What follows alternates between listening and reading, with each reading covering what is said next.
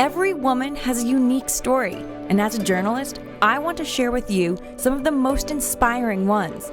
I'm Sarah Strackhouse, and this is the Strackhouse.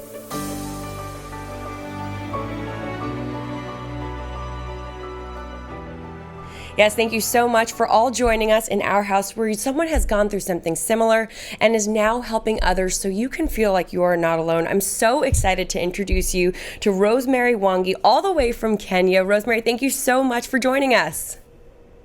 Thanks for having me, Sarah. Absolutely. We're excited you're here, and you really have a phenomenal story. You truly started from nothing and built your way through life, working hard with determination and just never giving up. Yeah. I think growing from the environment that I've grown up in, either, you decide you want to do better or, you just go through the same life that everyone else is going through, and it's not a very good thing. Yeah. I love that. Well, I first want to talk to you about kind of how you were brought up. I know you told me your mom was young when she had you, and your dad really wasn't in the picture. Tell us about what it was like growing up in your hometown and finding that mother figure. As you know, my mom got me when she was 19, and then her grandparents had to step in because she couldn't take care of me. And then shortly afterwards, my great grandparents passed away. So basically, I was under the care of the whole family, and our family is not very well off, so there wasn't that much resources to give everything that we wanted.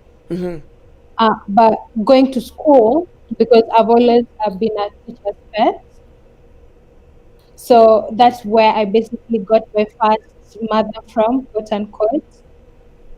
Everything that was not being taught at home, I was taught at school by my class teacher, my maths teacher, science teacher. Most of them were females, so that's how I got my mother figure.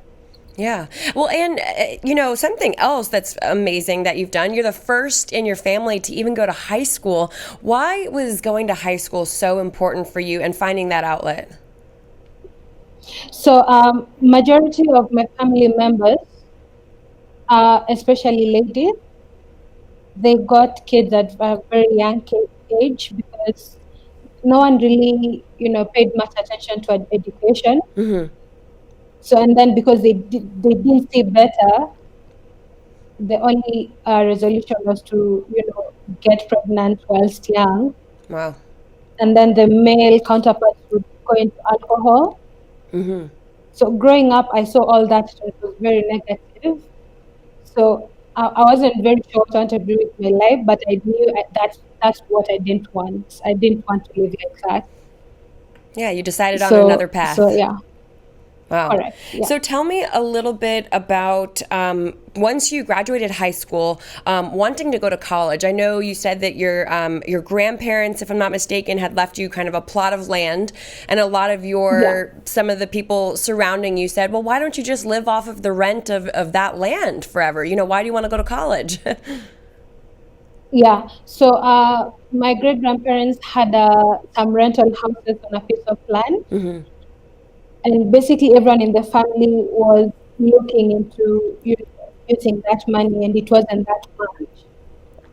So the last thing they said before they died was that Rosemary is supposed to go up to the high standard of education that she can with this money, but then because of mismanagement, there wasn't that much. So when I applied for university education, and then I got my admission letter, all of a sudden the story changed to because you don't have money in the account, so why don't you go for a diploma? Well, another time I had qualifications for a degree, and diploma and degree is the same, but they don't know that because they're not educated enough. So that's when I started applying for scholarships. Doing my own fundraisers with my friends. And then eventually that's when our Give Back circle came through for me. So you were talking about fundraising with your friends and your family. Can you tell me a little bit about what it was like raising that money and why you pushed so hard to get there? So I finished high school when I was 18 years, and I was supposed to join university at 19. So, and then is that gap year before you join university or college. And so within this time, I was doing some odd jobs in supermarkets, like as a brand ambassador. So you'd get like say $8 a day.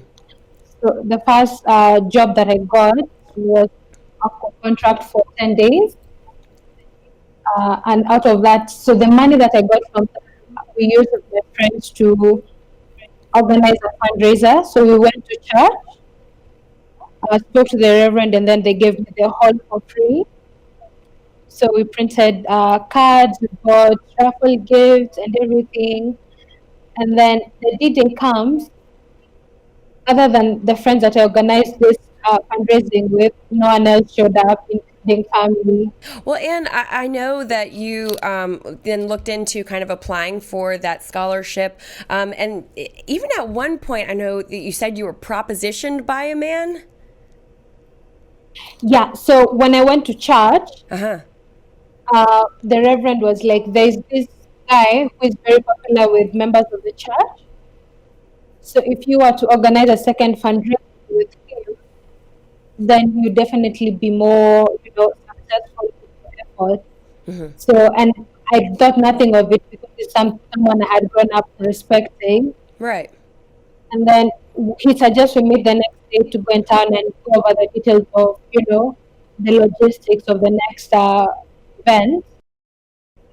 And then he now suggests let's do late night coffees. And then I'm like, I do not like being out late at night. And then he's like, no, just lie and say you're at a party with friends. At the time, I'm 19, and this is a married man with kids. Wow. And then I was like, I just couldn't do it. And then when he was dropping me home after my grandma's, because we had to pass at my grandma's place, he literally forced a kiss on my cheek. Oh my gosh. And I had to bust out. Yeah, basically I had to rush out of the car. Yeah. And go home. And at that point, I couldn't go back to church because I couldn't. There was no way they were going to believe me, and not and that much. So then, how did you find the avenue to apply for the scholarship?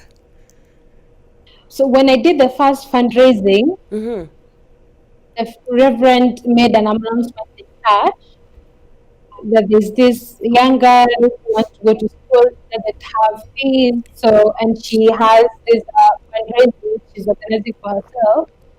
So if you can support in any way, then that is appreciated.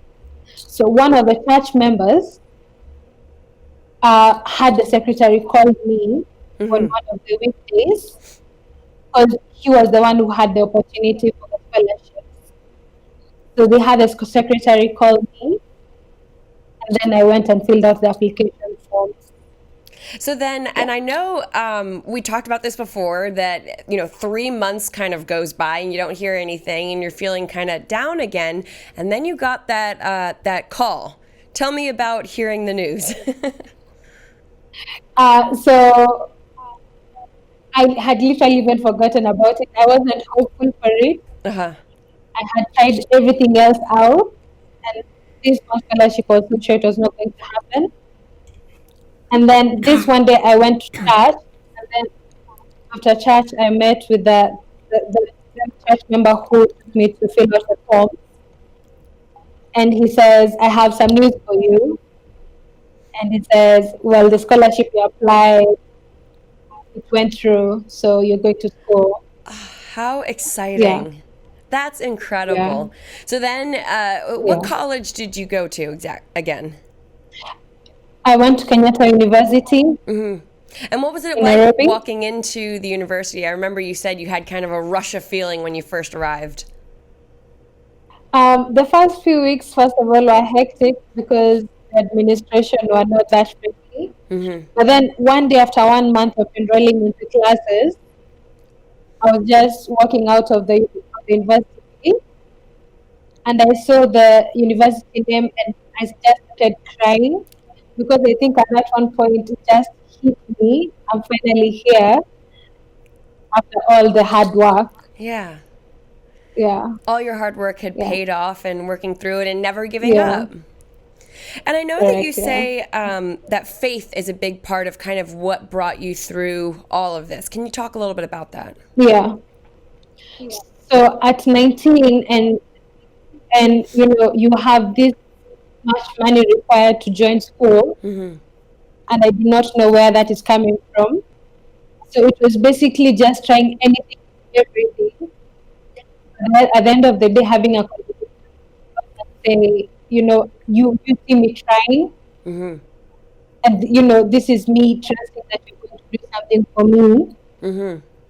So it was just you don't see the end destination, but you just try anything and everything with the faith that God is going to come through, and He did. Yeah, I love that. Well, Anne, you graduated top of your class from university. I did. And now you got a wonderful job as a travel consultant in the reservations department. If someone else is working through trying to raise money to go to school, or they feel pressures from family or their community to not follow their dreams and push hard to better themselves, what would you tell them? What advice do you have for them? I would say you only have God at the end of the day. Because I relied on people who couldn't help me, and my guiding factor at the time was just being right with God. I had to tell God, I am your child, and you know what you want with my life, and you say in your good book that you want nothing but the best things for me. So as long as you're doing your end, you're working hard, and then just believing in God to what can I say?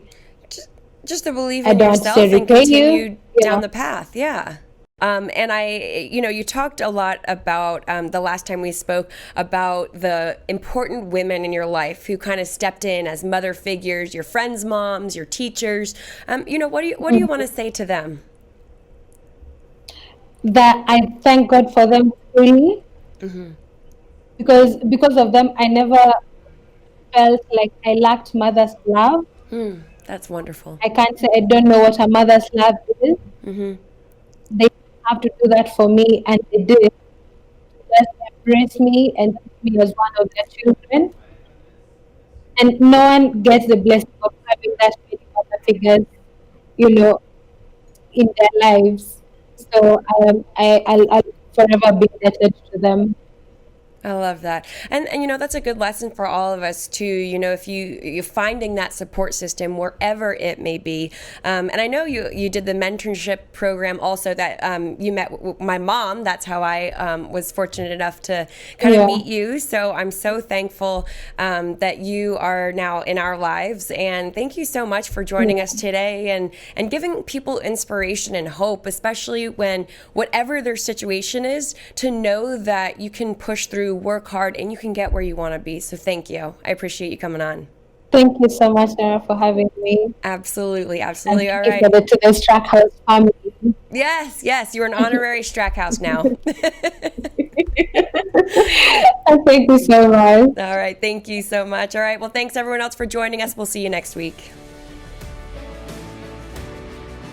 If you'd like to nominate an inspiring woman, email me at sarahstrackhouse@gmail.com. Thanks for joining. We'll see you next time.